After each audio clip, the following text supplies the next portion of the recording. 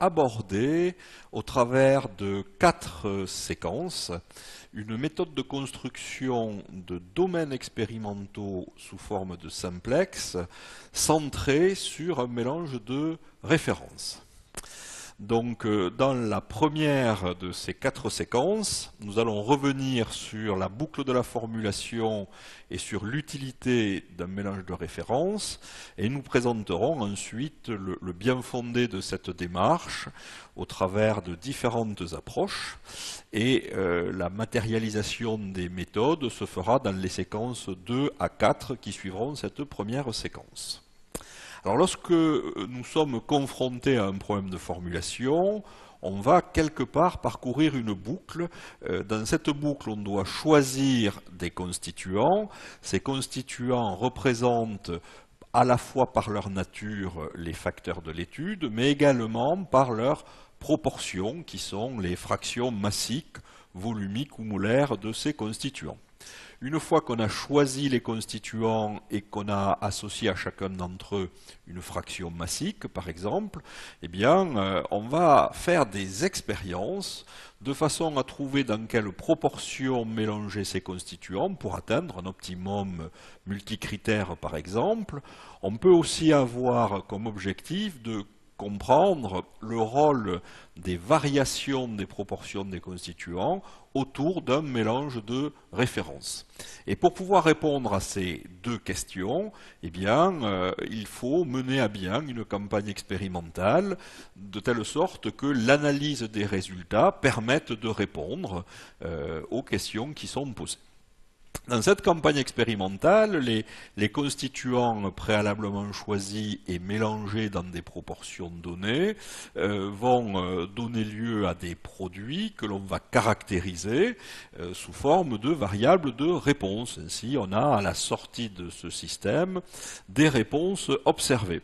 Ces réponses s'exprimant dans des unités différentes ou représentant des grandeurs différentes, on va transformer la valeur de la réponse en un indice de satisfaction, notamment quand on fait de l'optimisation. Ces indices de satisfaction individuels, propres à chaque réponse, portant le nom de désirabilité individuelle. Ce sont des nombres qui varient entre 0 et 1 et qui sont adimensionnels. Il suffira donc d'en faire un critère global que l'on appelle la désirabilité globale, obtenu sous forme d'une moyenne géométrique des différentes désirabilités individuelles, cette moyenne géométrique pouvant être pondérée, comme on le voit sur la formule, ou non pondérée. Et naturellement, cette boucle de formulation, il va falloir la parcourir tant que l'objectif d'optimisation ne sera pas atteint. Alors, cette boucle, naturellement, coûtant cher à parcourir, on va disposer soit de méthodes directes pour tenter d'atteindre un optimum, soit de méthodes indirectes. Les méthodes directes, ce sont des méthodes qui vont séquentiellement générer de nouvelles expériences sans faire appel à un modèle pour faire tourner cette boucle, comme par exemple dans le cadre des plans d'expérience. Les méthodes directes, on va l'illustrer un petit peu plus tard, ce sera par exemple l'application de la méthode séquentielle du simplex. Et puis, il existe des méthodes indirectes. Les méthodes indirectes vont consister à planifier un nombre nécessaire et suffisant d'expériences, de façon à ce que, lorsque l'on disposera des résultats expérimentaux, on puisse créer un modèle le plus prédictif possible, et dès lors les réponses dans cette boucle deviennent des réponses calculées, et c'est à partir de ces modèles les plus prédictifs possibles que l'on va essayer de converger vers l'optimum. Mais dans chacun des cas, que l'on applique une méthode directe ou une méthode indirecte, il est important, dans une démarche d'optimisation, de bénéficier d'un point de référence pour lequel on a des propriétés qui commencent à être intéressantes, mais naturellement, ces propriétés restant encore insuffisantes, il faut améliorer les performances et donc il faut quitter ce mélange de références. Alors, de façon pédagogique, voici ici un mélange de références constitué par 30% du constituant 1, 40% du constituant 2 et 30% du constituant 3.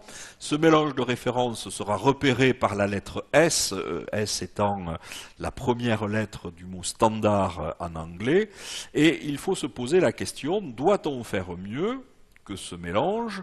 Peut-on faire mieux et surtout comment faire mieux? Et ce que l'on va essayer d'apporter comme élément de réponse dans ces séquences cet après-midi, eh bien, c'est comment faire mieux en maillant régulièrement un petit domaine autour du mélange de références. Alors, si l'on doit faire mieux, eh bien, il faut absolument quitter ce mélange, mais on ne sait pas à l'instant présent dans quelle direction ni à quelle distance va se situer l'optimum s'il existe. Donc il va falloir créer une espèce de voisinage, et qui est représenté ici par un contour vert, autour de ce mélange de références, et en fonction des résultats obtenus dans ce voisinage, eh bien, on essaiera de converger vers l'optimum. Alors, quelles sont dans la bibliographie les différentes stratégies disponibles? Eh bien, ces stratégies vont pouvoir être classées en fonction de la géométrie du domaine d'exploration, soit sous forme d'un domaine elliptique, soit sous forme d'un domaine simplex. Et ces méthodes ou ces stratégies vont pouvoir être classées suivant qu'il s'agit de méthodes indirectes. Les méthodes indirectes font partie des plans d'expérience, puisqu'il faut fabriquer un modèle que l'on exploite par la suite.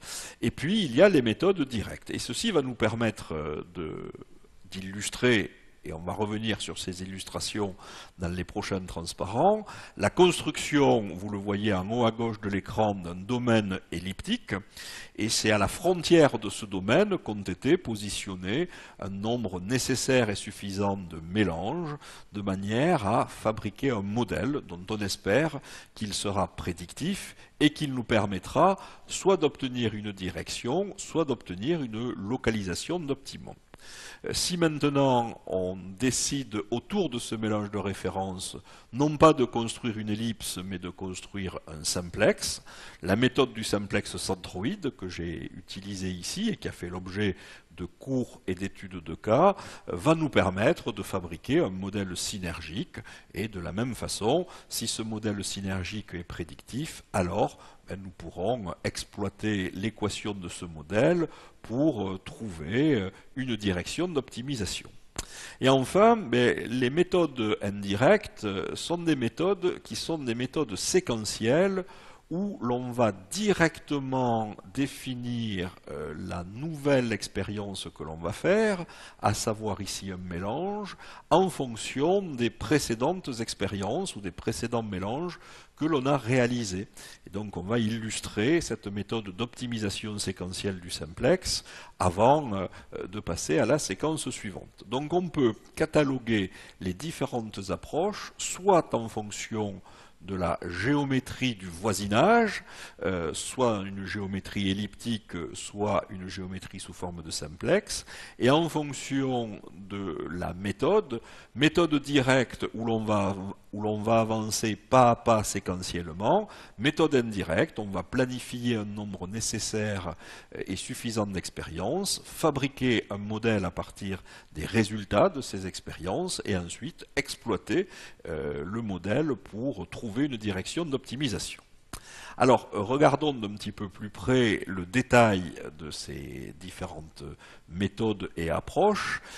Notamment, on va rappeler ici le principe de construction d'un domaine elliptique. Ce principe de construction fait l'objet d'un film et d'une séquence de films de présentation.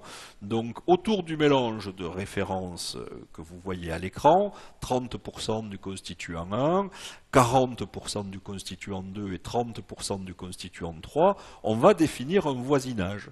Ce voisinage consiste à créer une variation de plus ou moins 20% sur le constituant 1, plus ou moins 30% sur le constituant 2, et enfin plus ou moins 20% sur le constituant 3. C'est ce que l'on matérialise ici avec des traits rouges pour les contraintes inférieures et des traits bleus pour les contraintes supérieures. Vous voyez ici les limites ou le voisinage défini à partir des contraintes inférieures et supérieures qui affectent la variation des proportions du constituant 1. Naturellement, lorsque l'on va faire la conjonction de toutes ces contraintes, on va définir souvent un domaine sous forme de polyèdre convexe, comme vous le voyez ici, et on va devoir mailler ce domaine expérimental, et lorsqu'on ne veut pas trop s'éloigner d'un mélange de références, eh bien, il convient de dessiner un domaine elliptique à l'intérieur du polyèdre convexe. Naturellement, tout ce qui est rappelé ou présenté sur ce transparent est exploitable au-delà de 3 constituants, 4, 5, 6 constituants, mais vous ne pourriez pas le dessiner matériellement dans le plan de la figure. Et cette approche qui consiste à explorer un voisinage inclus dans un polyèdre convexe, mais ce voisinage restant une ellipse, un ellipsoïde, eh bien, a été proposé, comme vous le voyez, par la référence bibliographique affichée à l'écran, dès 1970. Alors, si on matérialise cette limite, voilà comment on peut loger une série de domaines expérimentaux elliptiques. J'en ai retenu un. Il n'est pas forcément nécessaire que ce domaine tangente le polyèdre convexe, mais il peut le faire. Et une fois qu'on a matérialisé la limite, eh bien on va découper finement la limite, on va faire le tour de ce voisinage avec un pas régulier, et c'est ce qui va donner lieu ici à un maillage régulier issu d'un plan d'expérience appelé réseau uniforme de Doelert ou Uniform Shell Design, et ce réseau en 7 mélanges, incluant le mélange de référence, donne lieu à la matrice d'expérience que vous voyez indiquée à l'écran. Donc voilà quel est le principe, sans équation bien évidemment, puisque cela fait l'objet d'un chapitre spécifique. Voilà quel est le principe d'exploration d'un voisinage qui aurait une forme elliptique. Alors ce n'est pas l'objet de ces 4 séquences de présentation, puisque nous allons nous restreindre à des domaines de géométrie simplex. Alors lorsqu'on a un domaine sous forme de simplex, j'ai changé les coordonnées du mélange de référence, 20%, 30%, 50%, vous pouvez imaginer qu'on vienne piquer au niveau de ce mélange de référence une seringue et que l'on vienne faire gonfler autour de ce mélange de référence un domaine sous forme de simplex de même orientation que le simplex initial, jusqu'à temps qu'on atteigne les limites du simplex de hauteur unitaire que vous voyez à l'écran. Donc on va naturellement chercher pour définir le voisinage, la frontière qui est la plus proche, puisqu'on ne pourra pas dépasser cette frontière. Ici elle vaut moins delta 1, delta 1 étant le plus grand écart que l'on peut affecté à la proportion du constituant 1, 20%, et par voie de conséquence, eh bien, on pourra se retirer de la même quantité dans toutes les directions de l'espace et former ainsi une limite qui ressemble à un simplex de même orientation que le simplex initial.